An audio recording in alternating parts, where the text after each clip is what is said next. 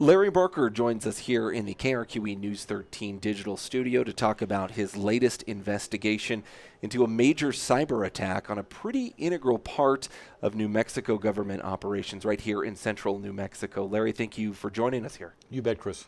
Well, this is a very interesting story, and I wanted to just jump off from the beginning. How did you hear about it?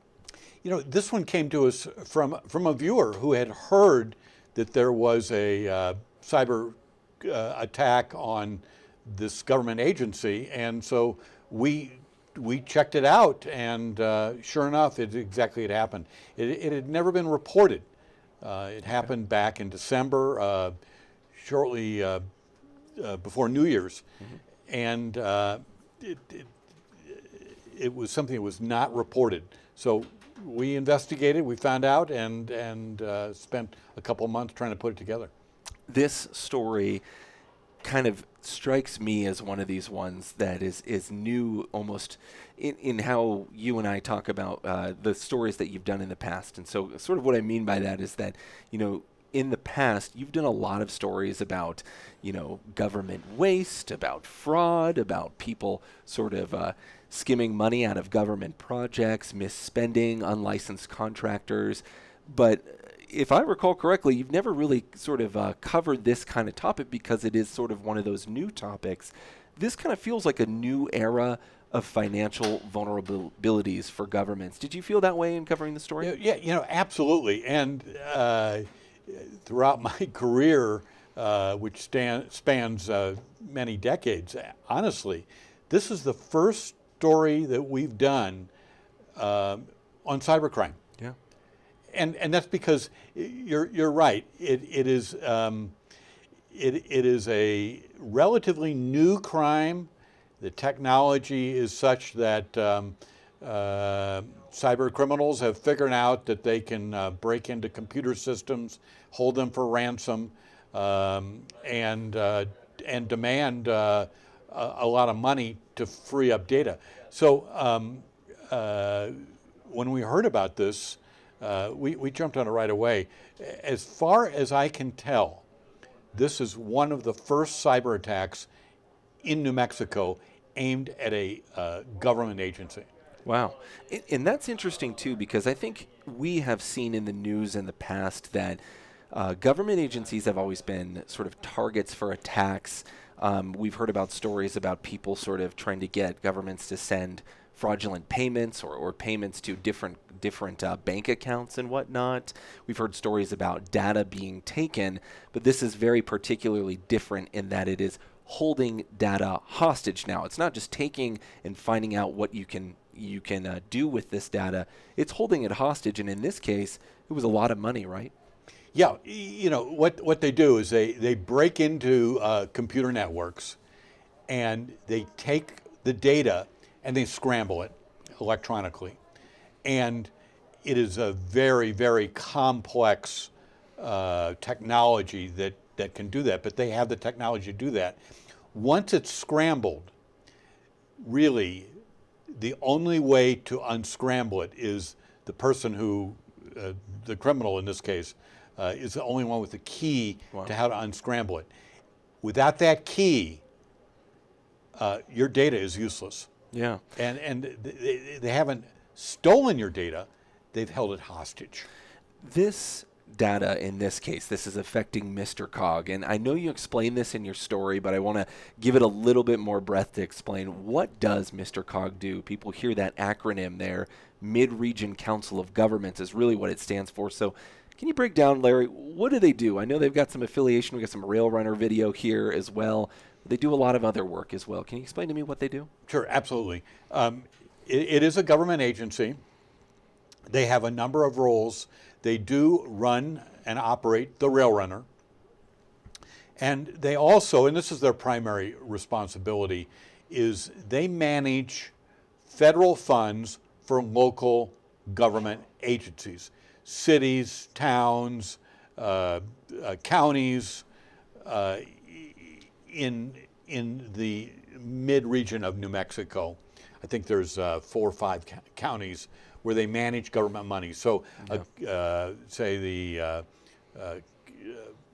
city of Berlin, for example, might receive some federal grants for some programs.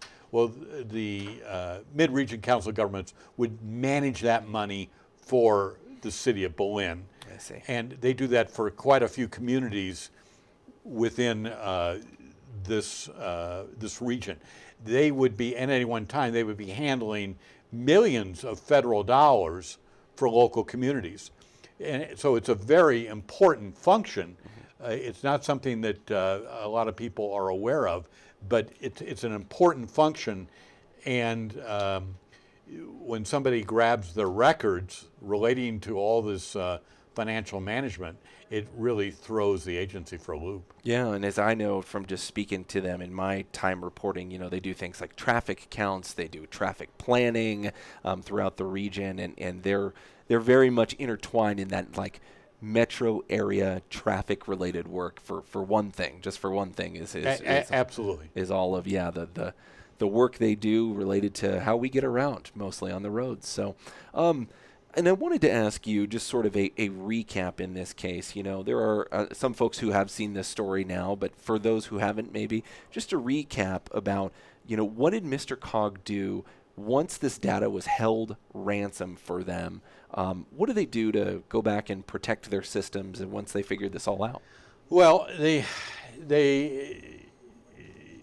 happened very quickly as the criminals were able to break into the system, grab a lot of data that was on the server at MRCOG and scramble it. MRCOG gets an electronic notice that says, we have your data, we're holding it hostage, and you have to pay, in this case it was $250,000 that they wanted as ransom to retrieve their data. Yeah. And they wanted it in Bitcoin. Right. Now, this is a relatively small government agency. They did not have the resources to pay $250,000, much less in Bitcoin, which is a virtual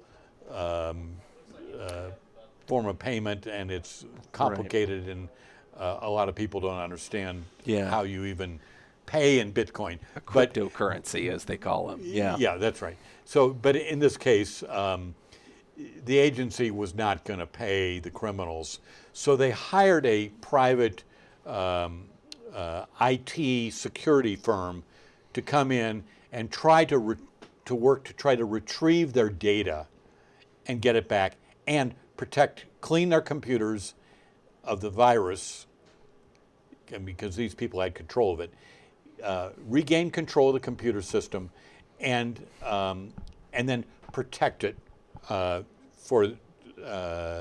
that they aren't victims again. Right. So ultimately, the private security firm was not able to retrieve their data. It was scrambled.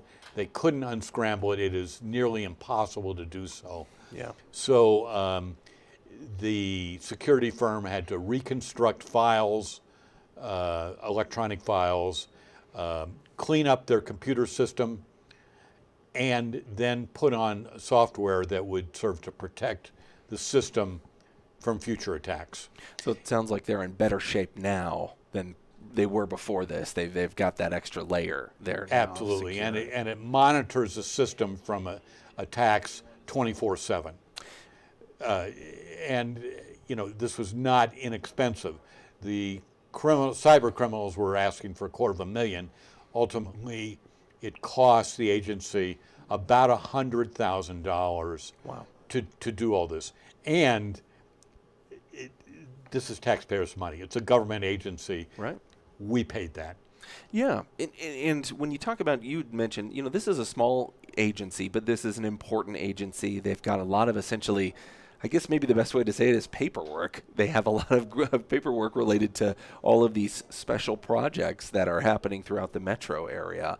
I guess maybe, is it fair to say that the data that was sort of scrambled and lost in this case, because I understand they had to rebuild these files, was it mostly documents, or was some of it just the agency may not even know exactly what it lost? Well, they didn't know exactly what had been scrambled, but there are electronic files that were on the server at this location. Now, I need to point out, we did mention this in the story, but Mr. Cog does run the rail runner train, but the electronic files relating to the rail runner were kept on a separate computer system, which was not impacted by this ransomware attack. Oh, wow. So That's good news. the rail runner operation was not affected. Yeah, and of note, I know at that time, December 2020, the rail runner was actually had not carrying passengers at that point, but trains were still running because they call them ghost trains, so to speak, because they're diesel engines, they're built to run, they're not built to sit, and so throughout the duration of the pandemic, people were seeing these empty trains going up and down, and so there was still risk, I guess, to say, even though there were no passengers there, there's still risk to the system. So one question as well that I wanted to just ask you straight up, did Mr. Cog lose anything? Did you get the impression of, did they lose anything? Well, there are a couple things that they lost. First off, all the files, the electronic files that were scrambled, they lost all that. Yeah. Okay? They were gone. It's not that they were gone, it's that they were scrambled and they could not unscramble them. So all that data was lost. Yeah. And their job was to recreate the data. There were backups and there were other sources of the data, but it took them a good month to get back in business. During that month, they were not able to use their computers on the system. They were down until they could be protected and virtually cleaned. Wow. But the data was gone. It was there, but they couldn't access it. Yeah. So they had to recreate all those files. Wow. And it was a pain. I mean, imagine not having access to your computer for a month. Yeah, and this is a point as well when employees were working from home. A lot of employees were working from home through the pandemic, so not able to sort of dial in through those systems to access the main network. They were just kind of trying to do things that sounded like on home, on their own, what they could. So certainly, right, and on cell phones and that sort of thing. Email was down, of course. And, yeah. I understand that their payroll system was also kept on a separate system and it was not impacted. Wow. But a lot of the program files were. Yeah. Well, one last question for you, Larry, is kind of the takeaway from this. I understand from one of the interviews you had in your story, the computer expert who you had spoken with, he had sort of discussed how vulnerable there are, how many vulnerabilities there sort of are out there are for the government agencies that exist out here who haven't had this happen. But, what is the takeaway from this? That governments need to do more before they become the next victim? Well, and it's actually not just governments. It's businesses, small to medium businesses are vulnerable, and certainly government agencies as well. And, Mr. Cog had IT experts, and they thought they were protected.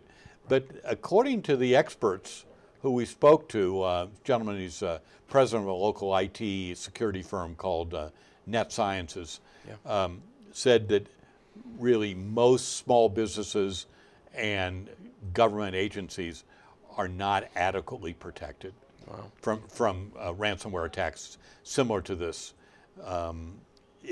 It's a matter of getting the right software on there to protect your system, and it can be a little expensive to do that. But when you balance that with the possibility of somebody grabbing your data and then demanding hundreds of thousands, even possibly millions of dollars in ransom, It's it's a cost of doing business uh, in this digital age. Yeah. Well, Larry, thank you for your investigation. I think it's a pretty eye-opening and hopefully serves as a reminder to a lot of these businesses and governments in the area. Check your computer systems and make sure that everything is locked down as much as you can, and talk to your employees who maybe could identify what are those sort of bad links that they don't want to click to make their systems vulnerable. So, Larry, thank you again for joining us here. Great. Thanks, Chris.